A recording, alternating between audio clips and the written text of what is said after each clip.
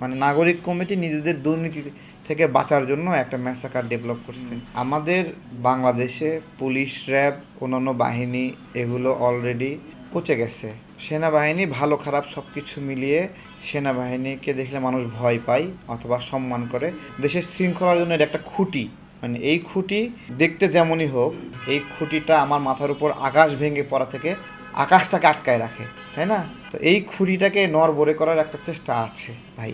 যে যাই বলুক, চাঁদাবাজি, লুটপাট, বিভিন্ন রাজনৈতিক দলের বিভিন্ন ধরনের কর্মকাণ্ড, সেনাবাহিনী গেলে সব ঠান্ডা। ওই জায়গা থেকে ওই জায়গাটা নষ্ট করার জন্য একটা তৎপরতা আছে বেশ কিছুদিন যাবতই। তো সেনাবাহিনী আওলায় গেলে লাভ কার? আমরা কেউই কি নিরাপদ? আমি আপনাদেরকে বলি, ধরেন আজকে ওয়াকার সাহেবকে কেন্দ্র করে সেনাবাহিনীর মধ্যে দুই ভাগে ভাগ হয়ে গোলাগুলি ঠুস ঠাস করে আওয়াজ হচ্ছে, তাই না? তাহলে এই জাতির মধ্যে যে একটা শৃঙ্খলা, এই শৃঙ্খলাটা নিয়ন্ত্রণ করবে কে, তাই না? এটা কি খেলার জিনিস? অনেকে বলতেছে ওয়াকার এবং সেনাবাহিনী এক জিনিস না। আরে ভাই, সেনাবাহিনীর সর্বোচ্চ নির্বাহী প্রধান, তাকে আর সেনাবাহিনীকে এক জিনিস না আপনি বোঝাচ্ছেন, এটা কি হয় নাকি বলেন? ভাই, 30% মানুষ ধরেন সেনাবাহিনী, তারা তো অন্তত তার কমান্ড মানবে, সেটা নিয়ে একটা ঝামেলা হবে না? এইটা একটা ম্যাসাকার। মানে নাগরিক কমিটি নিজেদের দুর্নীতি থেকে বাঁচার জন্য একটা ম্যাসাকার ডেভেলপ করছে। আমরা বিবিধ বিষয়ে বিচার চাই, জবাবদিহিতা চাই, যে 627 জনকে কে ছেড়ে দিল, কিভাবে ছেড়ে দিল। তারপরে আবার ইউনূস সরকারও 585 জন আওয়ামী লীগ নেতাকে জামিন দিছে, কেন দিল, এগুলো জবাব চাই। তাই বলে তো আমি ইউনূস সরকারের পদত্যাগ চাই না। আমরা তো শৃঙ্খলা চাই। বাইরে বেরোচ্ছি, ঘুরছি ফিরছি, রাজনৈতিক বক্তব্য দিচ্ছি, প্রোগ্রাম করছি, এই যে ভালো আছি, ভালো কি থাকতে চাচ্ছি না? আমার প্রশ্ন, আমরা কোন সিচুয়েশনটা চাই? আমরা আওয়ামী লীগের বিষয়ে কথা আসতেছে, তাই না? যে আওয়ামী লীগের পুনর্বাসন। আচ্ছা, ওয়াকার সাহেব চাই আওয়ামী লীগের পুনর্বাসন, এটাই তো বলতেছে। আপনাকে একটা কথা বলি, ধরেন আপনার গ্রামের নাম লতিফপুর। এই লতিফপুর গ্রামে 10 জন আওয়ামী লীগের নেতা ছিল। এরা মানুষের জায়গা জমি দখল করে মানুষকে কষ্ট দিছে। তো এই লোকগুলো এই লোকগুলো শেখ হাসিনা পতনের পরে খুব বেকায়দায় আছে। মানুষ এদের উপর মানে বিলা হয়ে আছে এবং এরা এলাকায় ঘোরাফেরা করতে পারে না। আচ্ছা, তো মানুষ একটা শান্তির পরিবেশে আছে। আর এই মানুষটা যদি ধরেন বিএনপিতে, জামাতে অথবা নাগরিক পার্টিতে অথবা গণ অধিকারে অথবা আমার দলে যোগ দেয়, তাহলে এই লোকের দ্বারা যে এলাকাবাসী নিপীড়িত হতো, তারা আবার নিপীড়িত হবে না এই লোকগুলোর দ্বারা? ভালো করে বোঝেন কিন্তু। মানে এই যখন নাগরিক কমিটির হয়ে আওয়ামী লীগের এই লোকটা জয়েন করলো, তখন তো সে, তার মানে হাসিনার পতন হলেও আওয়ামী লীগের লোককে দলে জায়গা দেওয়াতে মানুষের মুক্তি আসলে হচ্ছে না, তাই না? আচ্ছা, হাসনাতরা আওয়ামী লীগকে নিষিদ্ধ চায়, খুব ভালো কথা। আওয়ামী লীগকে নিষিদ্ধ কে চাইবে? যে আওয়ামী লীগকে সহ্য করতে পারে না সে চাইবে, তাই না? আওয়ামী লীগের উপর ক্ষিপ্ত সে চাইবে, আওয়ামী লীগের দ্বারা ক্ষতিগ্রস্ত সে চাইবে, তাই না? সে নিশ্চিত চাইবে। হাসনাত কি আওয়ামী লীগের দ্বারা ক্ষতিগ্রস্ত? আমি জিজ্ঞাসা করছি।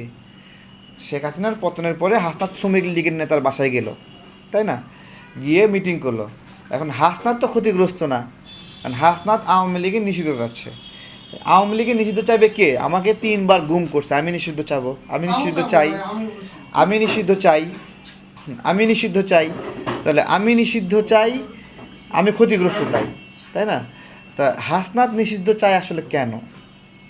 আমার প্রশ্ন, সে কি আওয়ামী লীগের দ্বারা নিষিদ্ধ চাই? হাসনাতের একটা এজেন্ডা তুষার ফাঁস করে দিছে। তুষার ফাঁস করে দিছে কিভাবে? সে বলতেছে আওয়ামী লীগের ভোট জামাত যতটা না পাবে তার চেয়ে এনসিপি বেশি পাবে, তাই না? তার মানে এনসিপি আওয়ামী লীগের ভোটটা চায় নাকি? এনসিপি আওয়ামী লীগের ভোট চায় তুষারের কথা অনুযায়ী। তা আওয়ামী লীগের ভোটটা কখন আসবে? আওয়ামী লীগ যদি না থাকে তাহলে আওয়ামী লীগের বিকল্প ভোট তারা পাবে, তাই না? তাহলে এখন আমাদের কনসার্নের জায়গা কি? যে আমরা আওয়ামী লীগ পতন হয়েছে, আওয়ামী লীগ ছাড়া একটা রাজনৈতিক প্রক্রিয়া দেশে তৈরি করব। আওয়ামী লীগ ছাড়া, আওয়ামী লীগ ছাড়া মানে আওয়ামী লীগের শুধু ব্যানার ছাড়া, তাই না? তা না, আওয়ামী লীগের যে গুন্ডা পান্ডা আছে, আওয়ামী লীগের সন্ত্রাসী আছে, গণহত্যায় যে তারা আছে, তারা সবাই রাজনীতি থেকে দূরে থাকবে, আমাদের কথা এটা। কিন্তু এনসিপি সহ কিছু দল কী করলো? আওয়ামী লীগকে তাদের দলে পুনর্বাসন করলো। এখন করার ফলে কি হচ্ছে? নাগরিকরা অনিরাপদ হয়ে যাচ্ছে, কারণ ও তো আরও ভয়ঙ্কর হয়ে ফিরে আসবে। 2 দিন আগে ওরে এলাকার পাবলিক দৌড়ে নিয়ে দিছে, এখন যারা যারা দৌড়ে নিয়ে দিছে, এখন যে নাগরিক কমিটিতে ও পদ নিল, তখন তো ও তাদের উপর আবার মানে হলো খেপে যাবে, তুই তো খুব বাহাদুরি করছিস, আমি এখন এনসিপি করি। তো আমাদের আমাদের দর্শনটা মানুষ হয়তো বা বুঝবে না, কারণ আমরা জনপ্রিয় না, বা বুঝলেও বুঝবে না, ঠিক আছে। কিন্তু যেটা মানে হলো নোংরা, মানে কয়লা যদি ভাঙেন, গুঁড়া হয়ে কিছু কয়লার টুকরাই তৈরি হবে, তাই না? এটা কি অন্য কিছু বের হবে, সাদা কিছু বের হবে? তো নাগরিক কমিটির যে নোংরামিগুলো প্রকাশ পাইছে, এগুলো যতই এদিক ওদিক করেন, এগুলো নোংরা জিনিসই। এই বৈষম্য বিরোধী আন্দোলন বিষয়ে এই আমরা যারা আন্দোলনে অংশ নিয়েছিলাম, সবার আন্দোলন, তাই না? সমন্বয়ক বিষয়টা কি? সমন্বয়ক হলো প্রচলিত রাজনৈতিক নেতৃত্ব মানে কে বিলুপ্ত করে বা গৌণ করে সবাইকে এক জায়গায় করে সমন্বয় করতে, সেই রকম।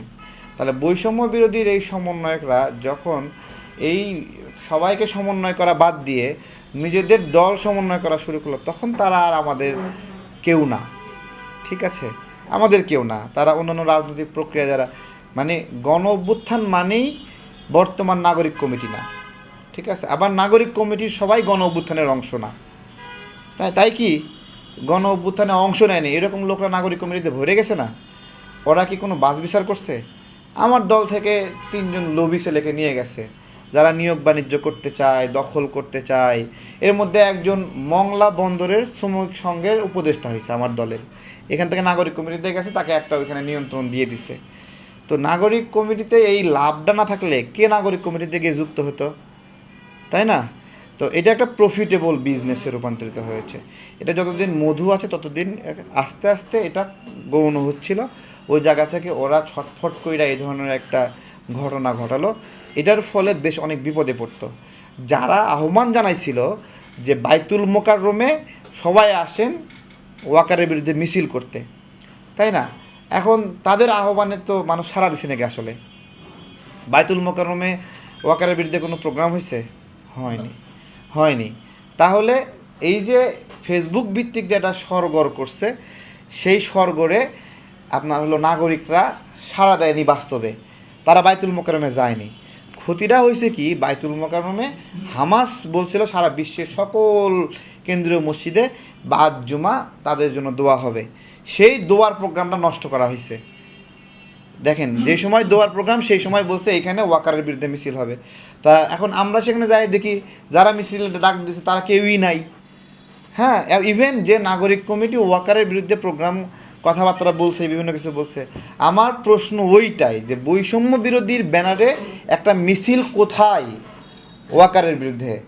বৈষম্য নাগরিক কমিটির পক্ষ থেকে ব্যানার থেকে একটা মিছিল কোথায়, তাই না? তো তারা চাচ্ছে তাদের হয়ে সবাই লাফালাফি করুক, কিন্তু তারা নিজেরা লাফাবে না। তার মানে সবার সাথে সম্পর্ক খারাপ হোক সেনাবাহিনীর, তারা চুপে চাপে আছে, ঠিক আছে? দেখাবে যে আমরা তো আর কিছু বলি নাই, ওই জায়গায় এক জায়গায় সমঝোতার বিষয়।